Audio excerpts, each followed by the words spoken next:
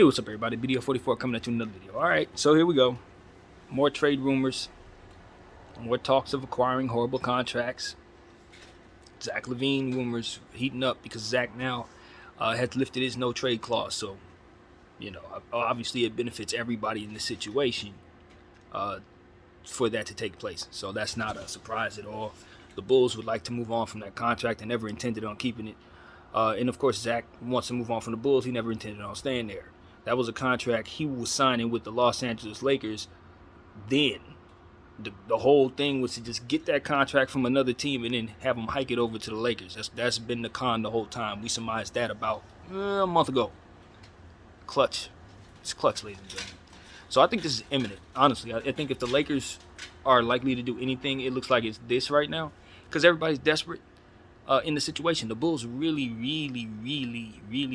like to get rid of that contract, man, because they have no continuity with that team, and Zack is someone that they have a lot of value in, and that player that can get them enough. Now, in this situation, this is a problem for the Bulls, though, and I'm gonna tell you the truth. It's a problem.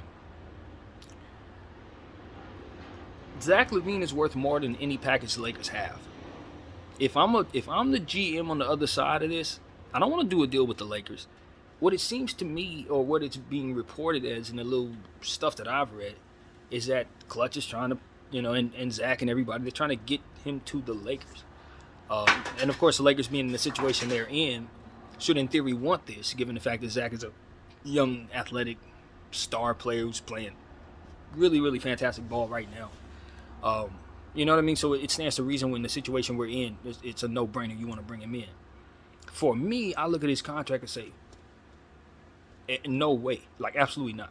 Because he's making $35 million a year. The thing's going to hike up higher than Westbrook's thing. And I just don't look at him as that type of player. He's not somebody I think of a player as a player who can have a great ceiling, a winning ceiling. I don't know that he has the intangibles that we're looking for in terms of the things that we have problems with. Now, the thing about it, though, is if you have him, a healthy LeBron James, a healthy Anthony Davis, that level of talent should be able to run the score up against most teams, and I would be a fool to tell you otherwise. But my problem is, if I don't believe in Anthony Davis staying healthy, and if I don't believe in LeBron James staying healthy, and I'm left with Zach LaVine's contract to rebuild with, I don't know. I don't think I really like the prospects of trying to retrade that contract. Now, am I moving forward with Zach LaVine as a player that I can start the rebuild with? I guess, but like I said, do I look at him as a championship player? I guess if he can win a championship this year, you know what I'm saying, with Anthony Davis and LeBron James, yeah. But, I mean, it's like, no, man, I don't. I really don't. I'm worried that the Lakers are going to be pitching a tent on a Clutch guy just because they have a Clutch affiliation, and he's not necessarily the right guy. You know what I mean? And you can give your bag to him, and then it's like you're building something that's not good enough when you start to rebuild. And my thing is, hell no, I don't want to do that. Don't do anything that's going to affect the rebuild because, with all due respect, I think it's going to be a different regime who's going to have the rebuild. You know what I mean? I don't think it's going to be these people in place. They leaving us with stuff that's going to be here that's probably going to be here after they leave. So my thing is, for Jeannie Buss, if she's looking at it the way I am, you don't make any moves like that. You don't really want to go forward with any of this. You just want to kind of start over and restart and get yourself a future. But if you think Zach LaVine is a player who can start that process, then you go for it. You know what I mean? So I think a lot of people have a different perspective on Zach LaVine. And if that perspective is that he's a winner, a super winner, or somebody who can elevate your team to championship status over the next several years, then with that belief, this is not a bad deal. Especially if you can get him at this price. The force their way to the Lakers price. But this is the thing that always gets us in trouble, because when we do this, it just makes the market even more angry at us. This is why the market hates us the way it does, because we keep on doing this, forcing players to us. We've been doing this for decades. We did it with Shaq, and it's like, yo, the market is going to continue to lowball us every single time because we keep fleecing it. This is a fleecing of the market. If we are able to get this man for the type of return that's being rumored, the Bulls are getting fleeced. Their fans should be really upset about that, in my opinion, because what they're talking about is like 2 picks and then like a bunch of players that are not very good on our team. With all due respect, like Kendrick Nunn, Patrick Beverly. They might get Lonnie Walker, who I think is really good. but he's gonna be leaving. Like, he's not gonna re-sign with the Bulls in theory.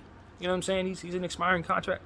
Bev's an expiring contract. I guess they're looking to get salary.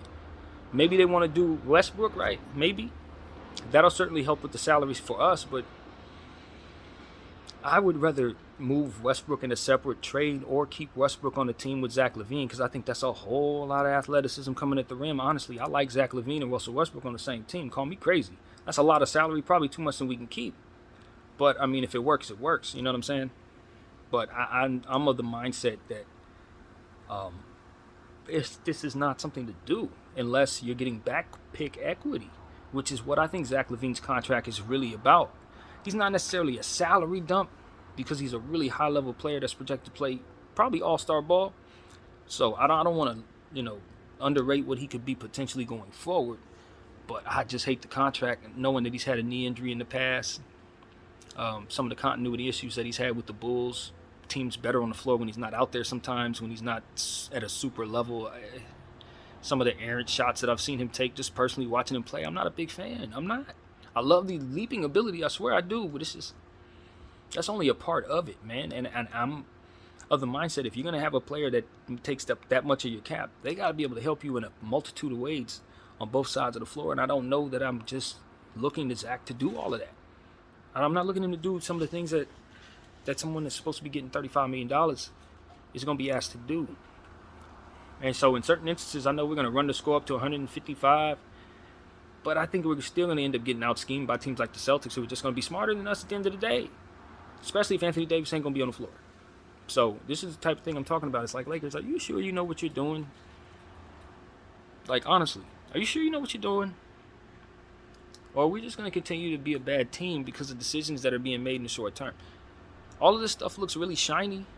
I'm not saying it's not a nice player to bring in. He's going to electrify the crowd. We're going to love watching the Lakers play. If he gets on this team, we're going to learn to love him too, for sure, quickly. He's going to make sure of that. He's going to immediately come in here and be one of them great Lakers, probably. And if he plays here long enough, we're going to put his jersey up because he's that good. But I don't think we're going to win nothing while he's here, y'all. I'm not going to lie to y'all. You got to put together a hell of a team to have this dude, because at the end of the day, I don't know that he's all that durable. I don't know. Super athletic, but not overly durable. He's in and out of the lineup a lot of the time. So you don't invest your money in players that are not durable, because clearly we're living off of that right now, are we not? But for clutch, we'll do anything, right? For clutch, we'll give them the world. I don't know, Jeannie. You're being sold some stuff that I don't know is really all that good. I don't know. I hope you see something that I don't see down the pipeline that makes this worth it, because this is not gonna make you a champion, friend. This ain't gonna do that. You're gonna be an exciting team that can really do a lot of things, but I just know better. There's so many more ways to double down on talent and triple down on talent so that you can really afford the stuff that we're actually doing. You just gotta be able to be patient enough and smart enough to do the things necessary to build that foundation. And when you do, then you can bring yourself Zach LaVine and it won't hurt as much. Then you can bring yourself all Bradley Beal crazy contract and it won't hurt as much. But as long as you're doing it without a future in place, represented in picks and cap space to do it, and you're leaning on older players that demand you win now and young rookie coaches that have weird philosophies, you're setting yourself up for failure. Zach LaVine ain't about to save you from this. If anything, he's going to make it harder to get more talent because he's going to eat up so much of the cap. As a guard, no less. He doesn't really play defense from what I understand. I don't know, man. If he comes here, I'm going to be excited to watch him play. And I look forward to the 40-point games that he's going to have, this 8 threes that he's going to ring out. The games where we blow teams out. It's going to be fun. But we're going to get to the playoffs, and we're going to get ousted. And I'm not going to be surprised. And it's going to happen next year, too. And it just is what it is, man. If we're lucky enough to get to the playoffs. That means everyone has to stay healthy for us to get there.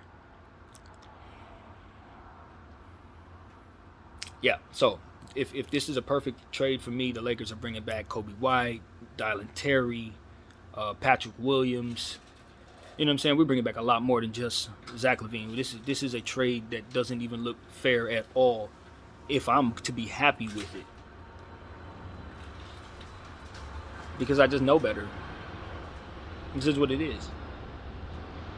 I'm sure Braun will be happy because he knows he can run with Zach LeVine, and he believes himself to be somebody who can stay healthy for he's not going to work into the account that he won't be there. He's not. He don't have to take that into account. We do. That's our job. Same with AD. So I'm just like, man, look. Down with the ship we go, Laker fans. DDL 44. I'll thank you all for watching.